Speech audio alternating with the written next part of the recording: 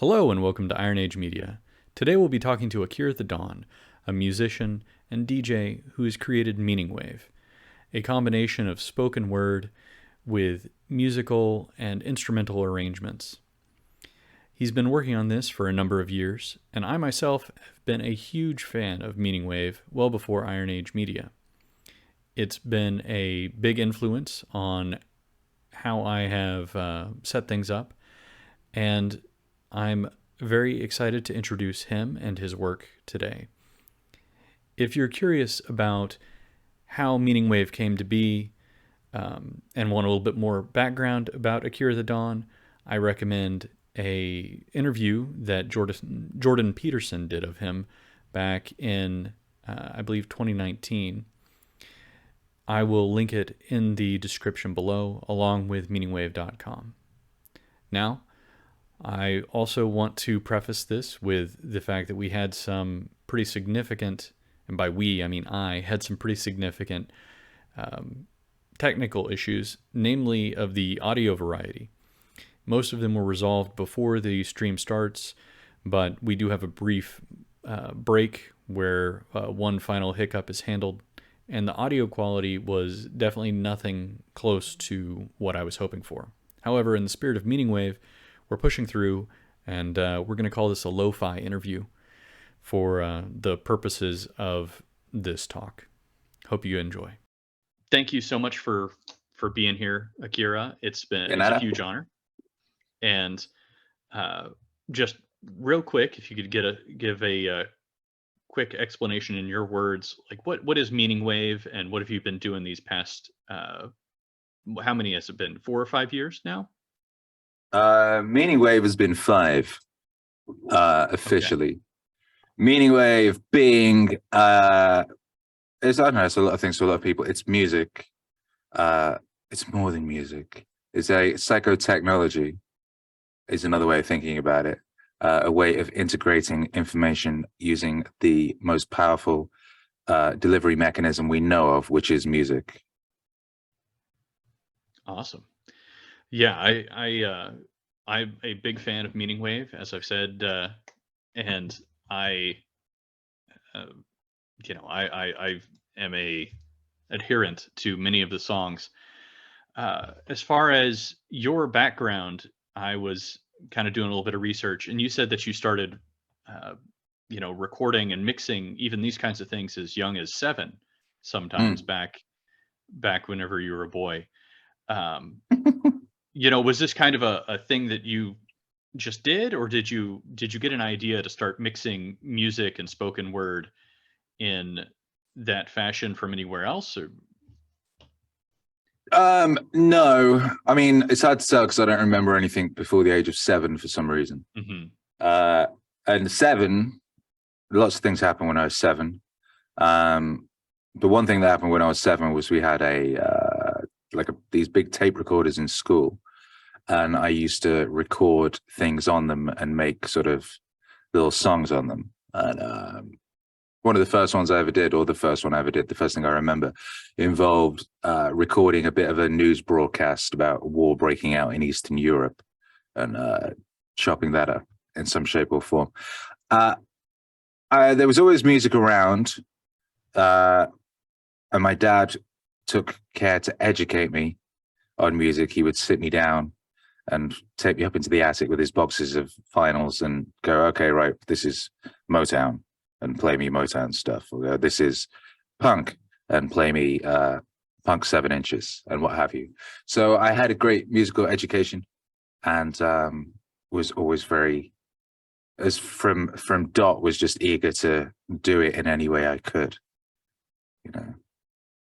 Awesome. So in a lot of ways, it was kind of like the exposure to the technology that sort of triggered that creativity in you? Yeah, I guess we did, because we didn't have musical instruments in the house or around, but there was tape recorders.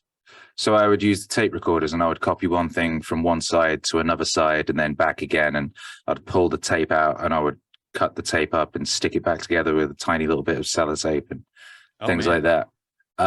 So the first things I did was with tapes. And at some point we got a computer, and you could this was like pre-PC. I don't even know what PC they were called before they were PCs, but I remember it had a program on it that would allow you to sample like 20 seconds or something. And I remember I sampled a drum loop from a Beastie Boys song and a guitar loop from a Suede song from We Are the Pigs. And sort of, well, it wasn't even a loop. It was just like a little boo doo doo. It was a loop, I guess. It was like 4 bars. So I made a song with that. So again, it would have been around the same time that people were doing stuff with MPCs, but I didn't even know what an MPC was. But they also had, the early samplers had these limitations of how much audio you could use. Yeah. And so I remember doing that.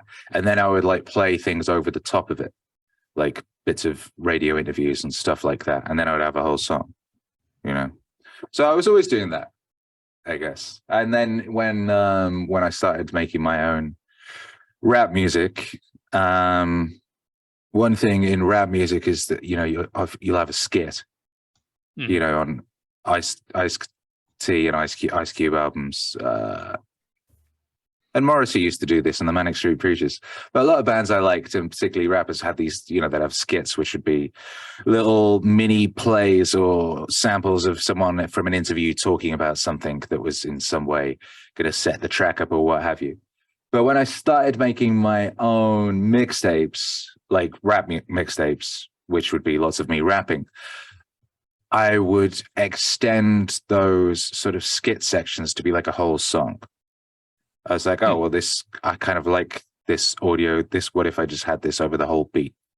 You know? Yeah. I remember one early one, which became a Meaningwave song years later, with Jack Kirby, who created much of the Marvel and DC universe, talking about how he did that and what was going on, and how, you know, he was an amazing guy. He embodied a lot of the things I would go on to use myself. He was a guy, he just worked very, very hard.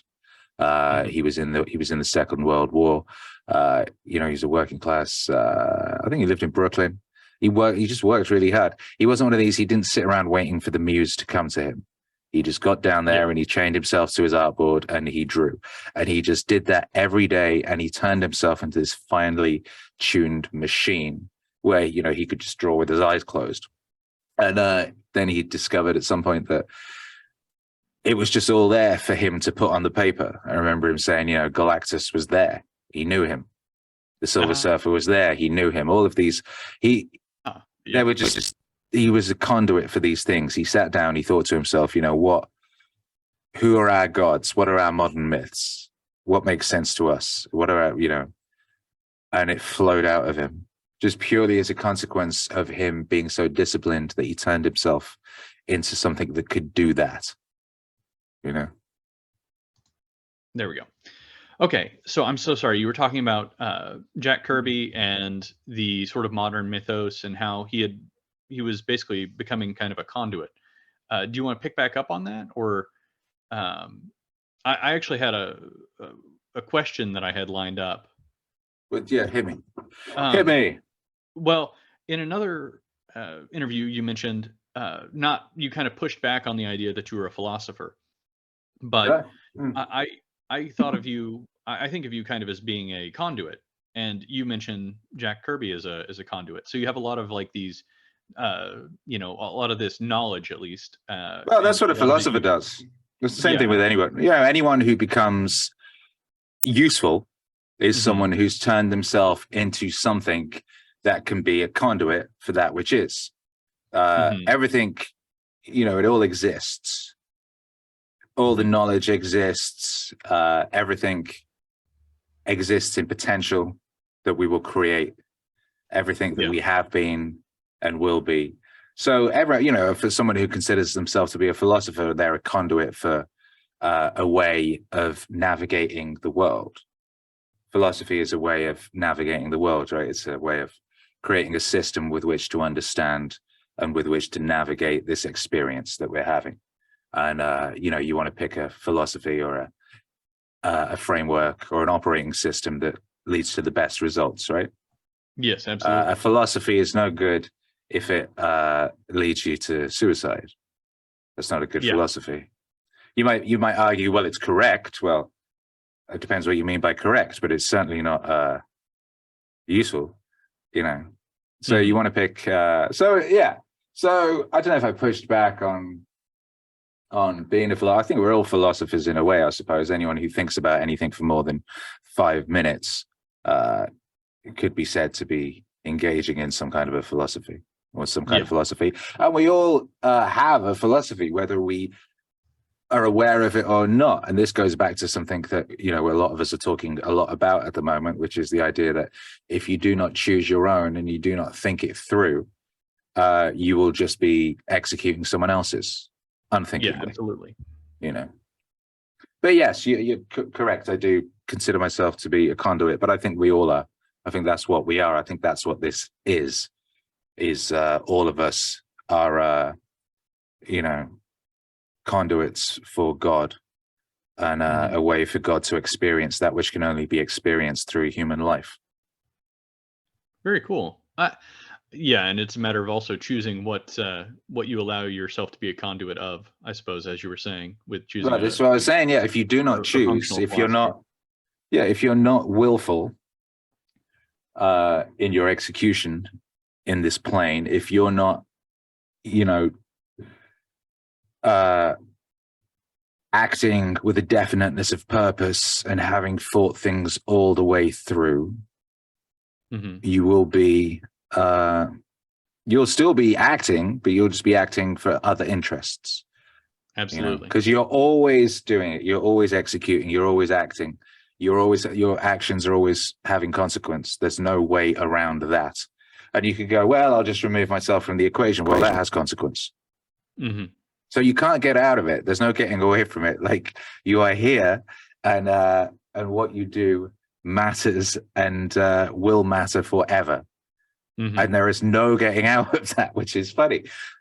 So you might as well be willful in what you're doing. You might as well pay attention. You might as well think to yourself, well, what is the best use of my time here? What's in alignment with what I am and who I am, and really work that out and really do that. And then you'll have a worthwhile existence, and you won't suffer unnecessarily. And that'd be cool. Yeah. As far as an artist, you have talked also about getting in zone occupation and hyper productivity during this time. So, not waiting on a muse and things like that. Like, how do you push yourself into that hyper productivity, and how do you maintain, stay in the zone? Well, that's a good question. I've been thinking about that because it's coming up to 5 years this month. So 5 years of willfully and deliberately engaging in that. The idea being, everyone at some point, if they're lucky, at some point you're in the zone. When you're making things or doing things or whatever it is, sometimes you'll suddenly find yourself in the zone. You'll go, wow, this is great. Everything's working. It's probably not good. You don't want to spend too much time going, wow, because that will pull you out of the zone. But either way, you get in the zone, then you leave the zone. I've seen so many people leave the zone. Every band whose first album was amazing and so on and so forth. And then the second one was terrible. They were in the zone. They left the zone. Anyway, my idea was, well, what if I just got in the zone and stayed in the zone? How could one do that? So the first thing you do is you go, well, what takes you out the zone? I just said one thing, noticing that you're in the zone takes you out the zone. So obviously overthinking takes you out the zone. Any kind of friction takes you out the zone. You want to remove all friction, right? So anyway, I engineered a situation wherein I removed as much friction as I could, and I worked out what kept me in the zone, what didn't. Part of it is the hyperproductivity of just, doing it. Whatever the thing is you're doing, you do the thing, and you do it every day. And there's no negotiation. You just do it. It's non-negotiable. It's foundational. It's just like you have to breathe. You have to do the thing. And then that builds momentum, And so then you get yourself into the zone. And when you're in the zone, that's when things flow and are wonderful. And if you don't second guess everything, and if you just, keep moving like a shark, then what you execute, what you create, if it's in alignment with your highest values and a definiteness of purpose, will be great and useful. So it dawned on me the other day, I have not, normally when I was listening to an interview, people make albums, they write 20, 50, 100 songs and whittle it down to the ones that suck the least. And then that's their album. I don't have any unused songs. Like everything I've done has came out just as I wanted. And they've got lots of songs that you haven't heard yet, but the only reason you haven't heard them is not because I've scrapped them or abandoned them, although they're not good. It's because they're waiting to come out, getting permission, that sort of thing. So in doing this, you create there is no waste because you're acting with that definiteness of purpose that I was talking about. I think that's a very, very big thing with it. But there's lots of technical stuff, and it's something that would be a very, very long video and conversation, is something that I should put together. But number one, I would say, is reduction of friction as far as the execution. Any kind of friction is what gets in the way, right? You're here, you're trying to do your podcast and things aren't working and microphones are switching off and stuff. And that pulls you out of your podcasty zone and creates friction and suffering and anxiety and all this annoyance, right? So having your shit set up and knowing how to use your shit, having shit set up in such a fashion that, in my instance, say I'm making music, it's all there and, everything's, you can't see the studio from where you are. I can reach everything from here. There's drum thing there, there's keyboard thing there, there's mixing knobs there, there's big volume thing. There's everything I need is within reach. I have templates set up within my DAW. So I have all the sounds and drums and instruments and everything I need right there, ready to go. I'm not sitting around setting things up. If I want to add delay to a vocal, it's literally, I've got all pre-set up so I can just turn a knob, so on and so forth. Right. So you have your idea, you have your thing in your head, and then getting that out, you can do that as quickly as possible. Part of that is training yourself to be competent enough to do it. But another really important part that a lot of people forget about is setting up your situation thus that there's nothing getting in the way of you doing that. So I was fortunate because I was doing that for a good couple of years before suddenly the world went crazy and I lost my studio and then my home and then country and what have you. And I spent the past year and a half doing exactly what I was doing for the previous 3.5 years, but in Mexico in a sequence of Airbnbs. Yeah. But I had got myself competent enough, and I'd also set up a technological solution that I was still able to do that even in unideal circumstances. I made that whole Scott Adams album in an Airbnb, on a single laptop. I've made records in coffee shops, shit like that. Yeah, I was going to. The important thing was just keep going, do not stop. I can't even. And that's the most, because oftentimes people will stop when things get fucked up, but when things get fucked up, that's the most important time to not stop.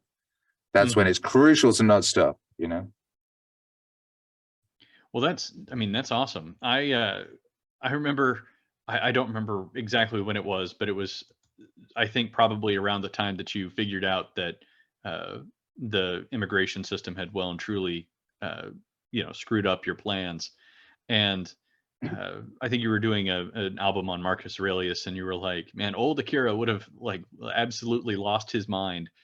And some things are in your control and others are not, is what you were repeating. And I was like, this is difficult to stay in the zone through that kind of series of displacements is incredible. But it speaks to the power of the building momentum, I guess, is what you were you're talking about. And because momentum is constant. It never stops, right? And it's only ever going in one direction. Yeah. You're either going forward or you're going backwards. Mm-hmm. And that's up to you. And that's a decision. And that's based on what you do every single day. There's another one. It's inescapable, which is amusing. Say, it definitely seems like you've integrated, you mentioned that, knowledge that's not integrated is not wisdom. It's not wisdom until it's integrated. So it sounds like you've integrated a lot of this wisdom. Have you I know you've done like We're All Gonna Make It and several other singles that are your own. Is there ever going to be a Meaningwave album that's just kind of your thoughts on things? Yeah.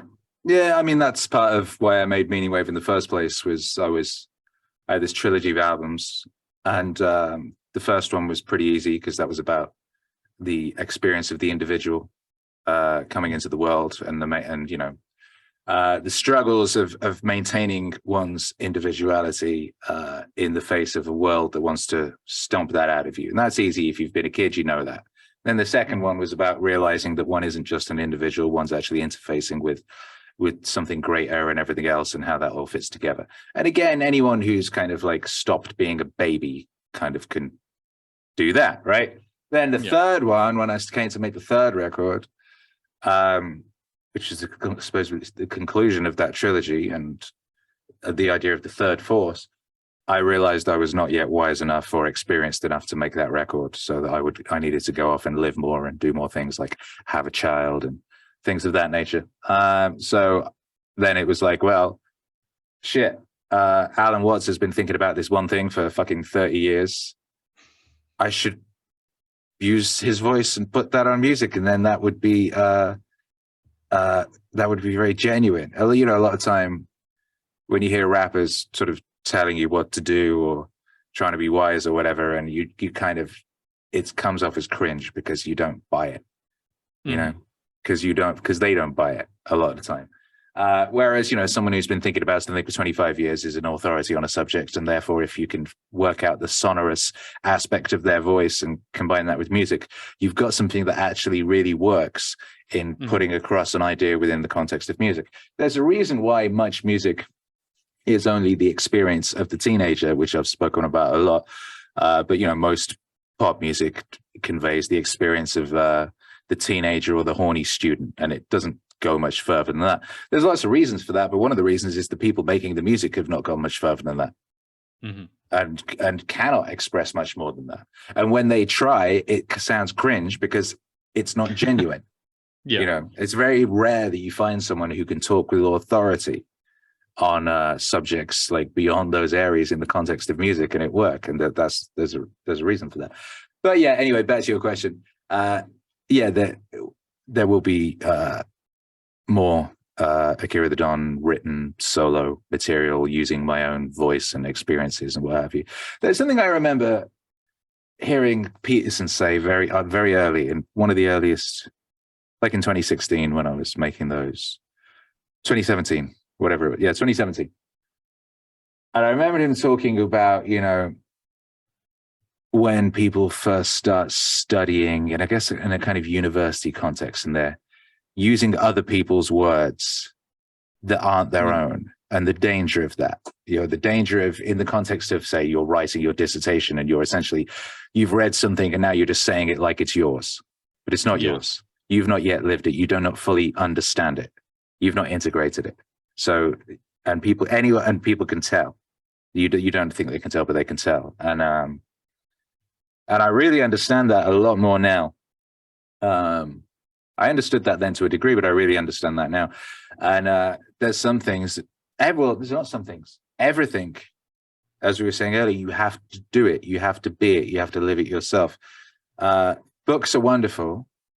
You can read other people's experiences, but until you've actually gone through something yourself, you do not understand it. And you do not know it. And it is not yours to do anything else with, you know, which is quite important. So, you know, this is why it took so long for a second Jocko album to come out, because I couldn't make a second Jocko album until I'd integrated the lessons of the first. And I hadn't integrated the lessons of the first until I came out here and accidentally joined a CrossFit class, and then just started going, doing very, very hardcore workouts every single day, which I've now been doing for a year and a half. So I was then able, okay, now I understand. Now I know what a fucking burpee is. It's, you know, like, I could not make a second Jocko album until I'd integrated the lessons of the first. It would have been disingenuous, and the music would not have worked. And you would have known that. A part of you would have felt it to be insincere and essentially fraudulent, and a subconscious part of you would have rejected it wholesale. You know? And so what you're saying is that like there's an authenticity that's very intangible. It's something that can't be fabricated or replicated, and that's been a key to a lot of what you're doing in your success. Yeah, and it's the key to, you'll see this in everything. There's that, I don't know if you've ever seen those Red Letter Media Star Wars reviews. They have a little meme section in those where they go, "You might not have noticed, but your brain did." Yeah, yeah. And they do the little plasticine squidgy thing. It's like, yeah, I know exactly. And that's it. And this is what we see going on in the world around us right now. There's so much, Disney had just lost fucking shitloads of money. The chickens finally came home to roost with them because they've spent the past almost a decade putting out propaganda created by people who are not wise enough to understand what they're messing with. And you understand that. You watch this stuff. You understand when you're watching something or reading something and the person who's supposed to be smart is acting like a moron. And when you see this in real life, we had this suddenly appear in real life in the post-2020 Tom Hanks world. These people who we thought were supposed to be super geniuses were acting like morons and falling for like just nakedly obvious scams and schemes. And so you've seen this happening in real time. And the consequences of that are that, you cannot take certain people seriously anymore because you understand the truth of them. They've revealed it to you. You cannot read or watch or sort of engage with certain media because you now see what it is and you understand the vacuity of it and the insincere and fraudulent and just weaponized turbo nuclear cringe that so much of it is. And everybody, not everybody, like so many people see that now. My son and all his friends like have very, very little to do with contemporary entertainment. They're not interested because they see it for what it is. They would rather make their own stories. They would rather create their own games. They don't even want to, like, most contemporary games they're not interested in. They would rather make their own. So they gravitate towards platforms like Roblox, wherein you can create your own games. Because even the games that people are creating, are awash with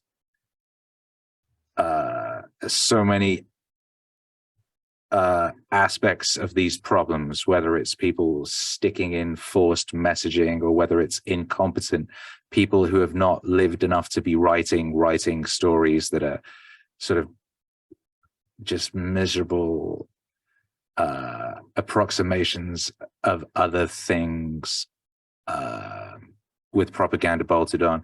Aside from the whole thing of all these like game mechanics which are just designed to addict you and get you to do microtransactions and this, that, and the other. Aside from that whole aspect of it, there are so many problems with modern gaming, aside from all the problems that are affecting modern storytelling all over. But the point being is that children are rejecting it. Wholesale rejecting it. Children see through this shit, And so anyway, just to go back to what you were saying, yes, that is the case. Authenticity is non-negotiable, and you think you'll con people, but you won't. Maybe you see it all the time, right? You see people in various sort of social media allows people to, invent a persona and step up and grift off of an audience, but it doesn't last for very long. People see through it pretty quickly. People get found out, very, very fast. Yeah, I think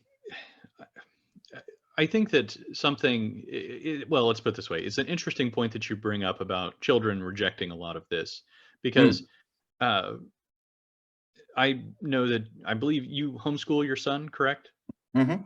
Okay.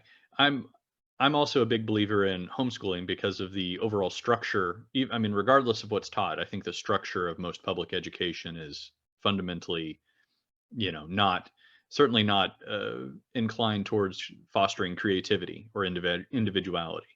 Well, no, it So, was do set you up to think, create people to work in factories yeah, over 100 and be years ago. obedient soldiers and things like that? This is a very specific system that was designed for a very specific purpose, which the literature is very clear on, and it's still in place unless you happen to be, in a specific social class that is privy to a different kind of education. Yeah. But yeah, and it's very strange that we have that now because we don't even need those factory workers anymore. So you would have thought that they would have shifted things just because they want different outcomes currently. So, I mean, they are, I suppose, in a way, because there's all sorts of weird things going on in schools now that were not the case when I was little. Anyway, sorry, go on. Yeah. No, I was just thinking that it's, as sort of the control mechanisms or whatever you want to call it, the managerial class, the expert class, the elites or whatever that originally had these things in place, as that expertise drops out, people start, the system starts falling apart essentially. But I don't necessarily want to go down too far on that rabbit hole.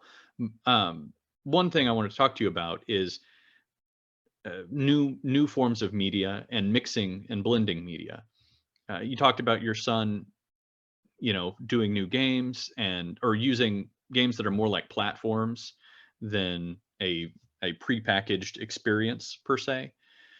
And I've also noticed that you blend mediums constantly with your music and then also your videos, which, I'm actually a big fan of a lot of the visuals you've put together for your music. Yes. I think you're very artful with that as well. Where do you see kind of like that blending of mediums going in the future? Do you have any thoughts on that? Yeah, I have a lot of thoughts on that. I think about it a lot. What happened, because, I do music, and I was very fortunate to be able to have been aware of the old way and then to have been able to take it to pioneer the new way and take advantage. I was wanting to make music. I love music. I read every music magazine. I would, skip off school and I would go down to the newsagent and I would just read all the music magazines and I would just sit there and read them all. And there was a point in time where if you wished for anyone to hear your music, you had to be on a big record label, of some kind. They were independents, but they had to be big enough to be able to afford to press thousands and thousands of vinyl, And it was only a small amount of people who got to do that. A small amount of people got to go into a studio and make a record and have it released and have it heard by people. Very small amount of people. And the way they would get heard is they would, they'd have to make demo tapes somehow, and there would be piles of demo tapes that no one ever listened to. And it was like, how do you even get into that system and into that world? How do you afford to make a demo? How do you afford to hire a studio? Hundreds and hundreds of dollars an hour, and you have to get an engineer, and you don't know how you're doing it. And it's got to be perfect in one take. Otherwise, you've wasted all your time and your money. And like I said, I used to make things on cassettes, right? But anyway, it was very difficult. And then along came laptops and computers and DAWs, and suddenly people could make music in their homes that sounded good. And then suddenly there was Napster. And suddenly you could distribute your music and people could download it. Suddenly I could make songs. I could make a mixtape. I could upload it to my own website via an FTP. And I could go to the wutang.corp.com message board and say, hey, I made a mixtape. You might like it. And a fucking million people downloaded that thing in a week because there was nothing else to listen to at that point. So I did that at a point where, all the major record labels were making sure that there was no iTunes or anything like that. The reason, there could have been, but they were desperate to squeeze every last cent out of the CD format.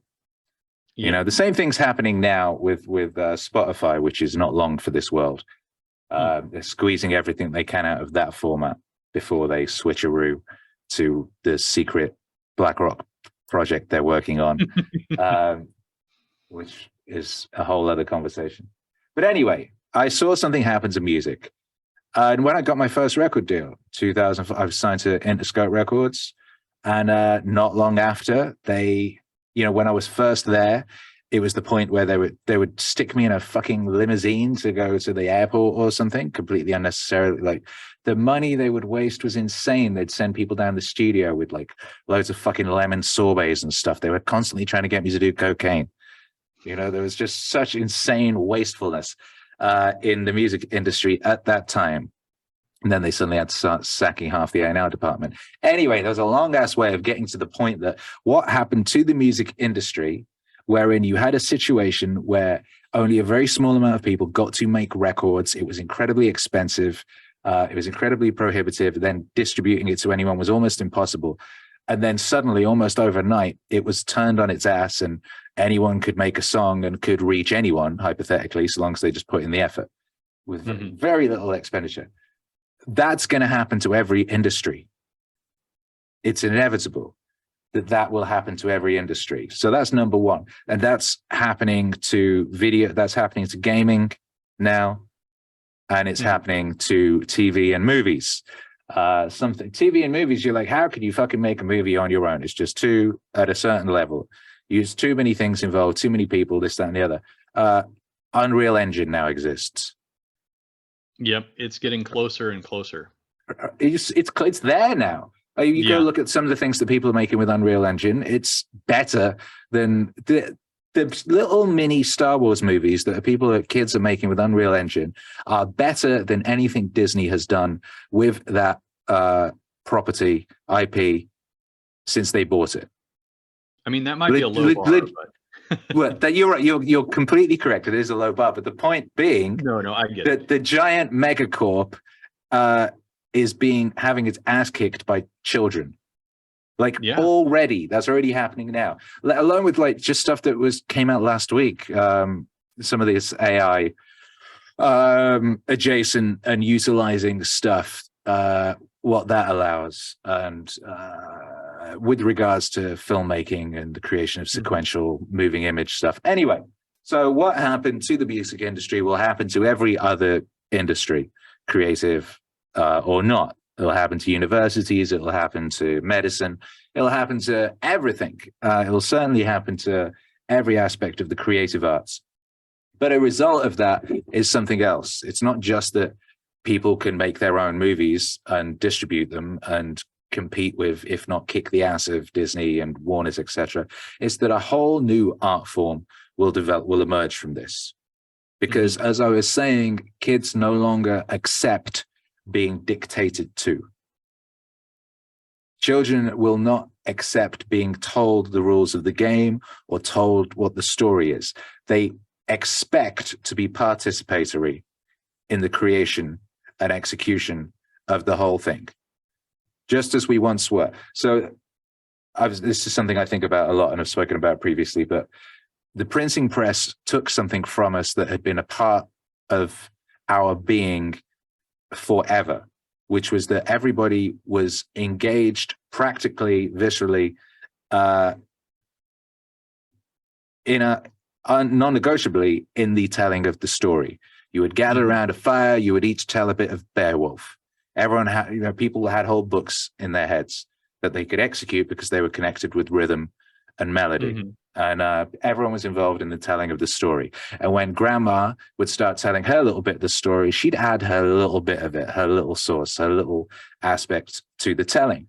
And people always did that. They did that forever. Then the printing press comes along and suddenly you're reading a story in the way that someone else has presented it. And you're no longer as participatory as you once were. Perhaps you can imagine what the voice sounded like a bit for yourself, but someone else is dictating it. And then movies come along, and then Disney comes along and they buy all the stories, and they say, we own all the stories. We're going to tell you what Hansel and Gretel is. We tell you what Snow White is. Doesn't matter that this is something that was passed down for generations, that belonged to a whole people. It's like, no, now we control the story. that will be looked back upon as an hilarious and strange little blip in the story of man, where for a tiny little period, a couple of weird sort of like blob creature Borg organizations dictated the story. That is no longer acceptable. So the next generation, working in tandem with us, and it's already happening, will create something new that is a medium and an art form in which we are all engaged in the telling of the story and the execution of the story.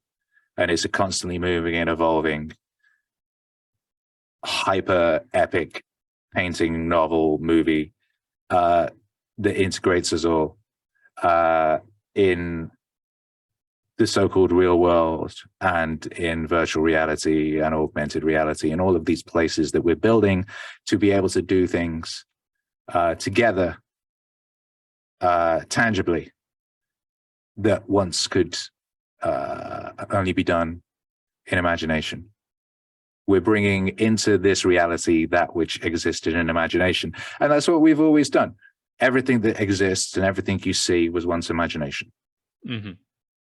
And there's been this process of, in our recorded history, has been this process of man bringing into his reality that which he imagines.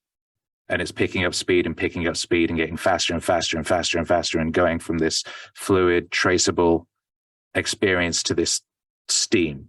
And we're in steam now, as we've spoken about elsewhere. But that's where we are now. And that's what the culture will be. And that's what this new art form that we will create will be. Yeah,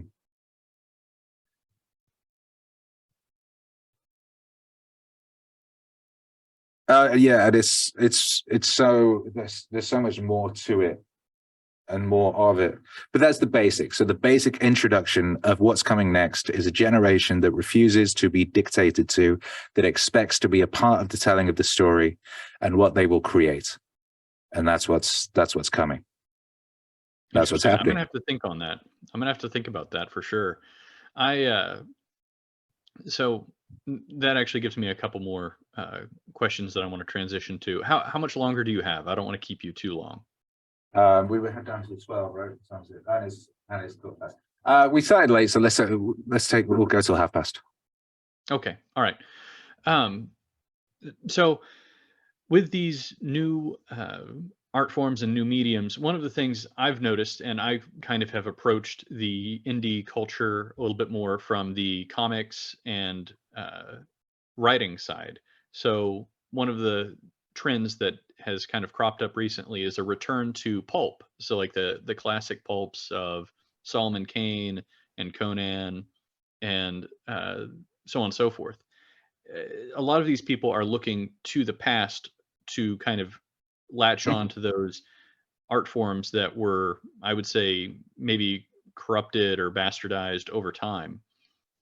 Do you see people going back to the source in a similar way with music? Well, it happens with everything. It always will. The content of the new medium is always that of the previous. Marshall McLuhan, that was one of Marshall McLuhan's core teachings. So the television, for example, contains movies initially. Movies contain plays and books, right? Yeah. The internet comes along, it contains kind of everything. The first websites are newspapers that you scroll down, smashed onto a screen, right? It takes a while for the new medium, for people to start creating things that could only exist within the new medium. That's kind of part of what I was just talking about there. So, but then the next thing gets developed, this nameless thing that we were just talking about, that has to be populated. And what that gets populated with is all the previous. So yeah, you go back and you go Conan the Barbarian, and you go John Thingy Bob from Mars. What was it? John Carter? Exactly, John Carter. You know, so anyway, you go back and you get all these things and you put them in this new place. And you can do that because copyrights run out on everything, or it's about to run out on everything. Mickey Mouse goes public domain in a year or something like that. Superman's about to be public domain. Winnie the Pooh's already public domain, and what's the first thing that happens? Some fucking awful, horror movie comes out. But anyway, yes, it's there's a bunch of reasons for this. Part of it is that. The other one is, Terence McKenna has the idea of the archaic revival. When a society gets to a certain point, it's in trouble. It needs to move forward, but it has to. In order to be able to move forward, it always has to go back to get something that's missing from what's happening, from what it has right now, in order to be able to move forward. So it's a combination of those things. It's a part of the new medium or the new forms of expression requiring things to populate them, requiring ideas, and we always have to go back and take something. And it's also like a necessity of the tools that we need. So a lot of those we have to go back and get those, and some of those they're things that are embedded in our stories that have been forgotten because the stories have been bastardized and raped and turned into creepy propaganda that is devoid of that which was, and you have to go back and get that which was, because that's the thing you actually need. Just going back on the previous thing, just to further explain it, a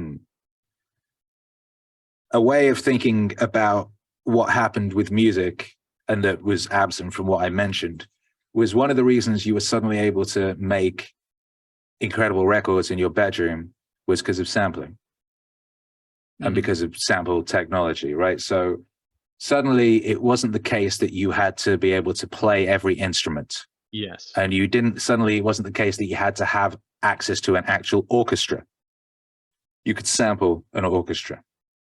You could sample an instrument. You could essentially, an individual could be collaborating with people across space and time, collaborating with the finest musicians that had ever lived and bringing them into a world of his imagining, a whole brand new world that those other musicians never could have done themselves. Someone spends their whole life becoming the greatest violinist possible that does not leave time for them to be able to master production. Yeah. So often I work with musicians, incredible musicians, and they are awed by what I'm doing. I'm awed by what they're. I'm like, look, you're a genius. Look what you can do. So I'm crying. But they're just absolutely mind blown at what I'm able to do. And so as musicians now, we can collaborate across space and time. We can collaborate with people on the other side of the world right now. We can collaborate with incredible orchestras in London and Prague who are recorded into sample libraries, or we can actually work with them on Zoom conferences. It's like, it's limitless what we can do. And that kind of Lego philosophy of taking that string section that was recorded in 1970 and adding it to this drum loop that was recorded in 1990 and this bass line from here, like 3 pieces of Lego creates this amazing new thing. And I did not have to spend 20 years learning how to play the violin and so on and so forth, right? So you apply that to, suddenly you can do that with making movies or making video games or what have you. So making code or whatever it is. Like someone's done the sand planet.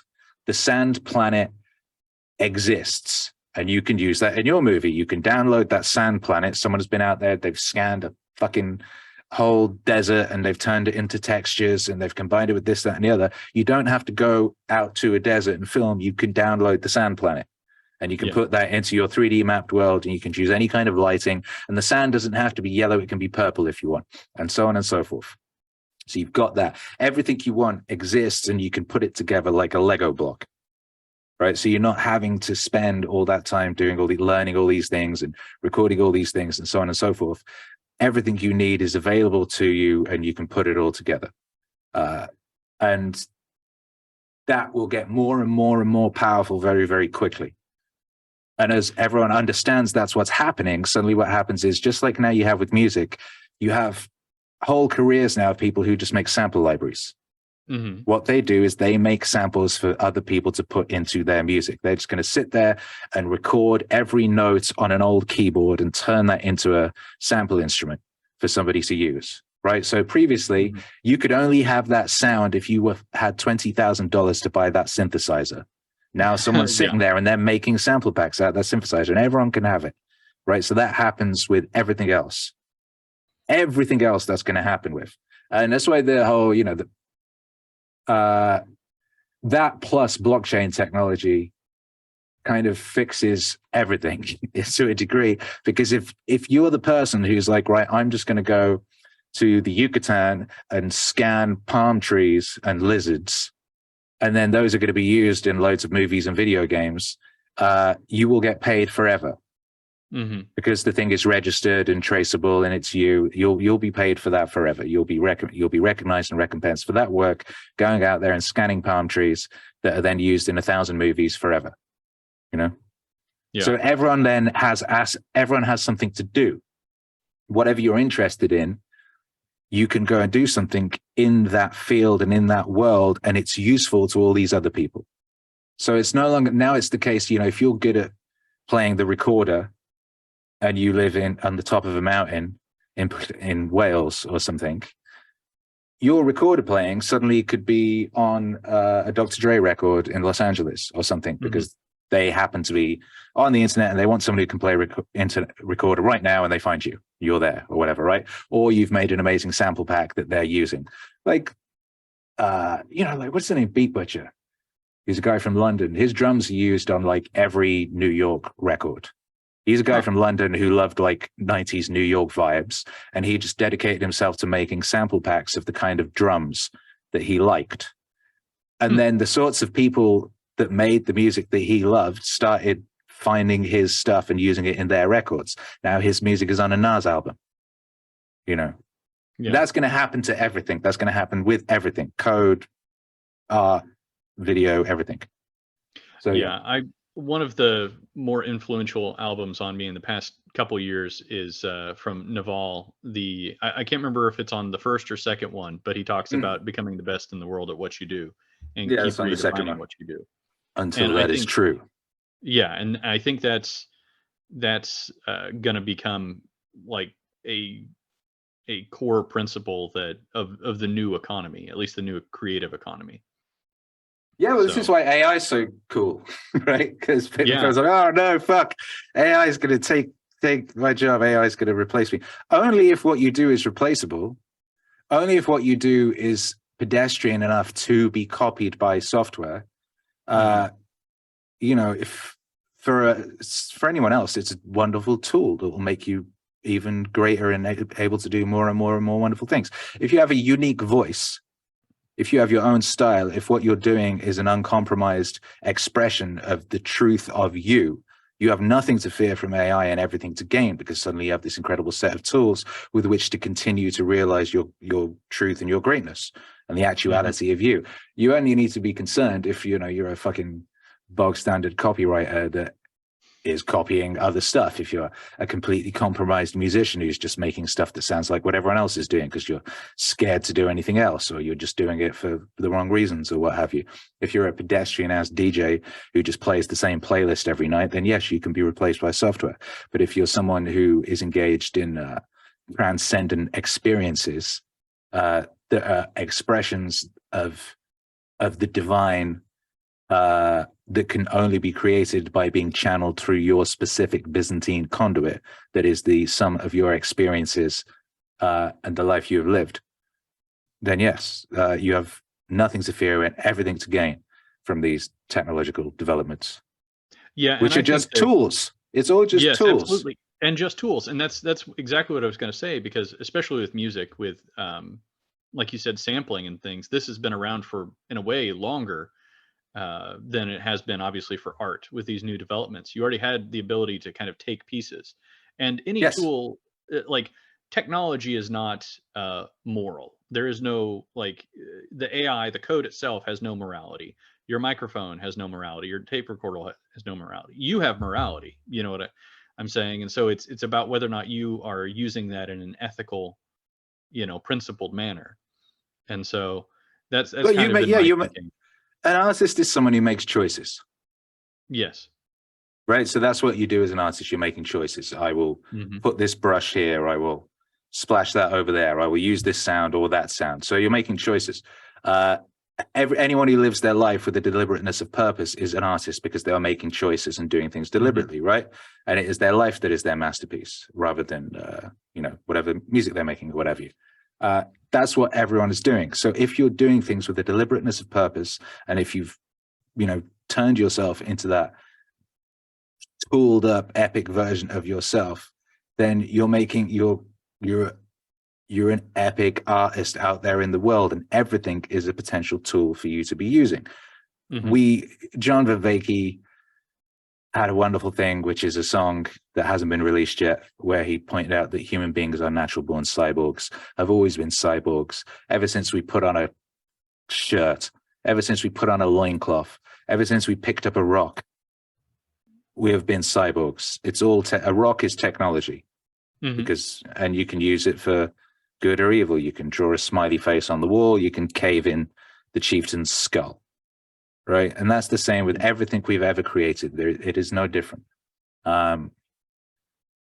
We have nothing to fear and everything to gain from all of this.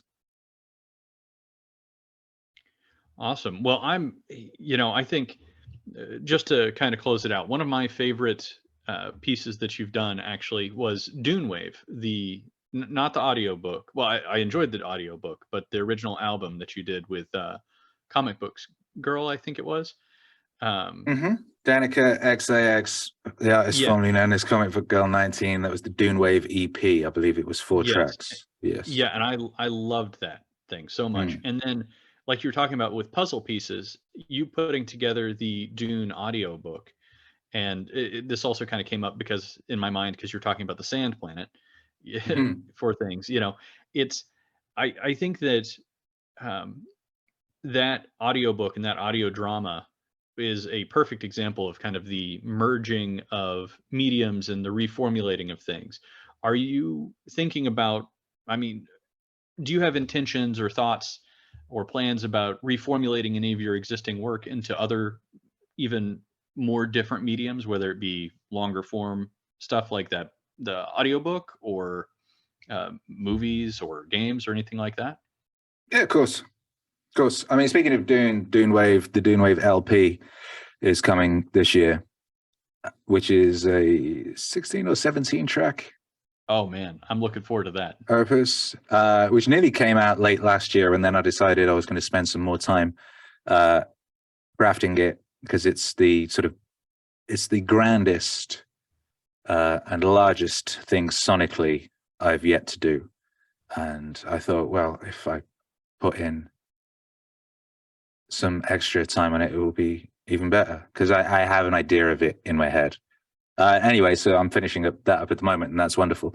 And I was talking with Danica, and I were talking about the potentiality for what we can do with that, as far as visual integration and this, that, and the other. The point, that we were talking about is that currently, you make a record and it goes on a streaming platform, and you might have some music videos that go on YouTube. And so much of what is done is dictated by the means of distribution and the platforms upon which these things sit, right? And those things won't exist forever. They won't even necessarily exist for that much longer. So the important thing when you're creating, particularly the speed at which things are moving now. So, you want to be making things that are as great as they can be, and you want to be, thinking how they can work in other forms, in other dimensions, with all these tools we were just talking about, and all these potentialities we were just talking about. I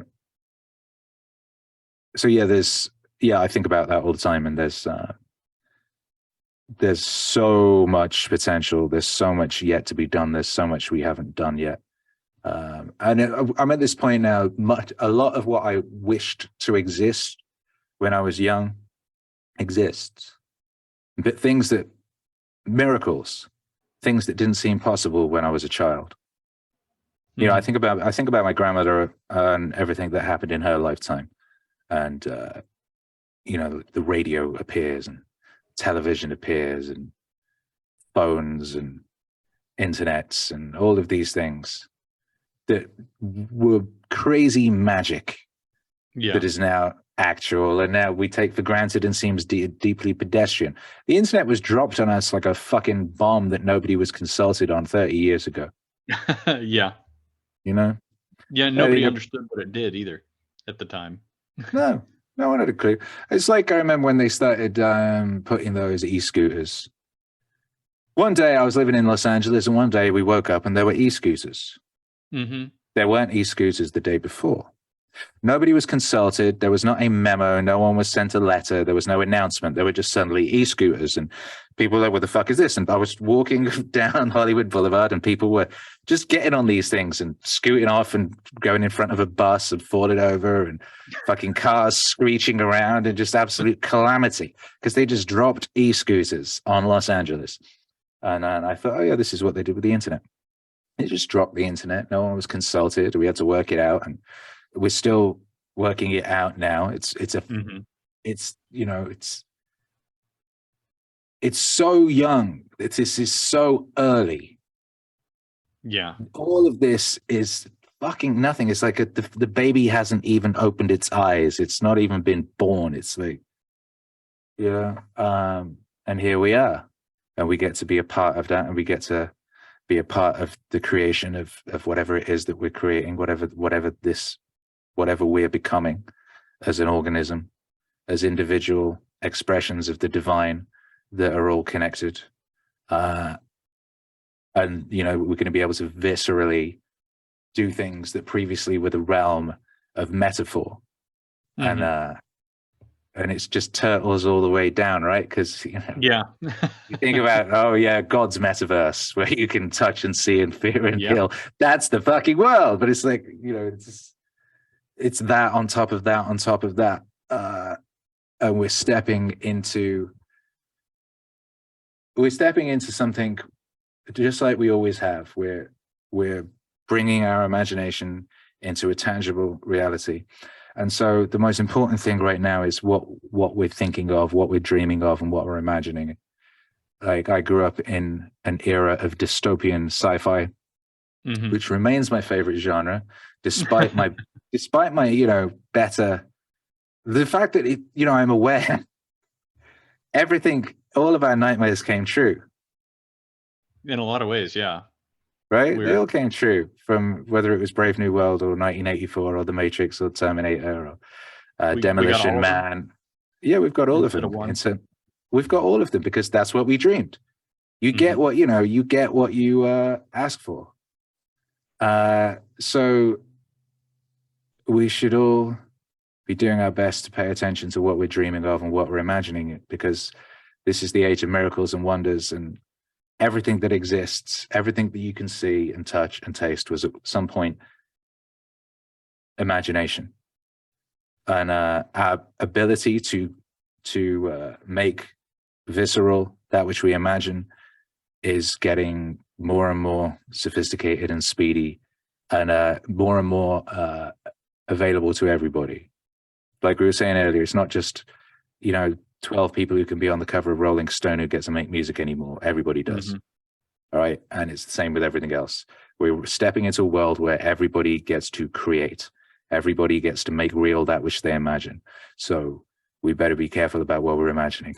We better be willful about what we're imagining, and we'd better be acting with the definiteness of purpose, and we better have thought these things all the way through, because it's all going to come real. And we're all